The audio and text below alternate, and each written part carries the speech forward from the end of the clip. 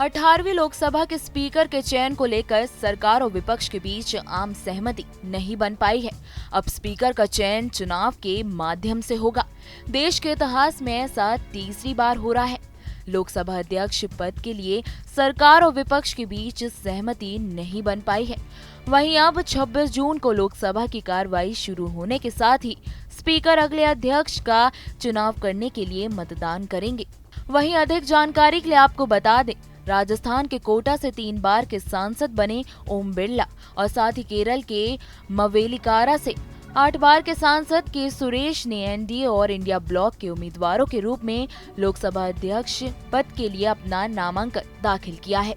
आइए चलिए जानते हैं 543 संसदीय लोकसभा में किसका पलड़ा है भारी, एनडीए या इंडिया ब्लॉक।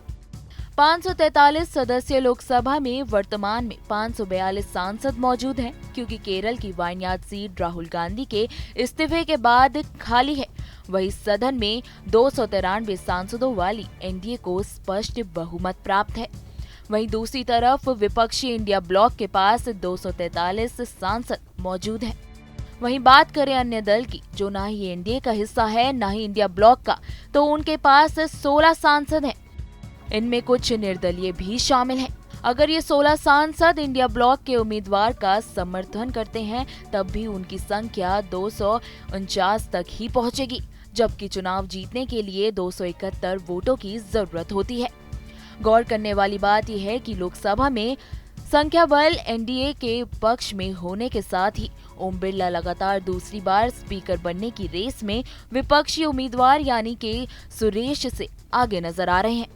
आपको बता दें, ओम बिरला पहली बार 2014 में कोटा से लोकसभा सांसद बने थे। आइए पहले नजर डालते हैं आखिर स्पीकर का चुनाव कैसे होता है।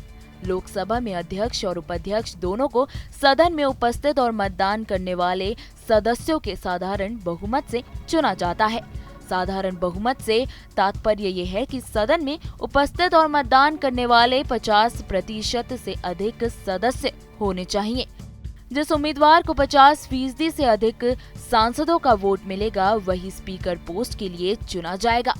वहीं आपको बता दें, लोकसभा की 542 सीटों में से 293 सीट एनडीए के पास है, जबकि 542 का आधा 271 होता है।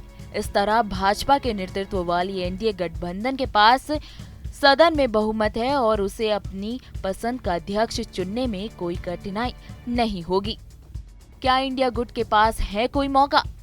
इंडिया ब्लॉक के लिए स्पीकर पोस्ट हासिल करने की संभावना तब तक नहीं है जब तक कि जेडीयू और टीडीपी जैसे महत्वपूर्ण एनडीए दल इंडिया ब्लॉक के उम्मीदवार यानी कि सुरेश के समर्थन में क्रॉस वोटिंग नहीं करते।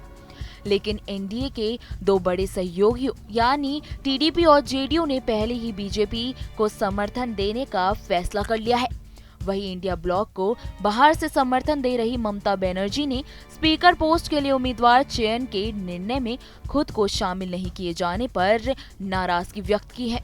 अगर उनकी पार्टी टीएमसी के सांसद ने वोटिंग का बहिष्कार कर लिया, तो इंडिया ब्लॉक के पास 29 सांसदों का समर्थन कम हो जाएगा और साथ ही उनकी संख्या 204 पर सिमट जाएगी।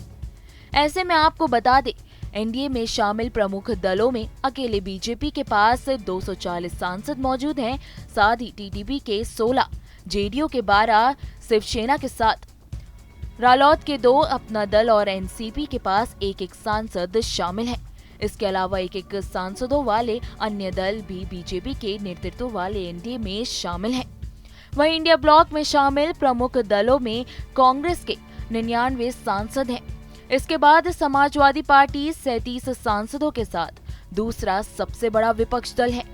टीएमसी के 29, डीएमके के 22 सांसद हैं।